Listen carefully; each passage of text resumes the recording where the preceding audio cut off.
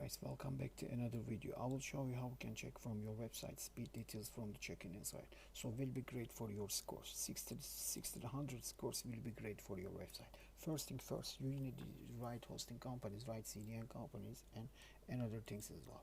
So when you enter your website, it's gonna take a while if you're gonna submit from the more than 30 seconds to the 2 minutes, because it's checked for all your website details. Depends for your website speeds, or you are using sharing hosting, any kind of the hosting companies, whatever. So I done it already. You can see my ones is nice. Turkish ones performance score 84. It's not bad. It's approximately this detail. It's not 100%, but score is will be great from the total score. You can see which performance formats you can use it from your website. You can see the details for them. Find out your website for this one. PageSpeed Insider on TURKISH.CO.UK. You can find out yours one. Thanks for the watching. See you the next one, guys. Bye bye.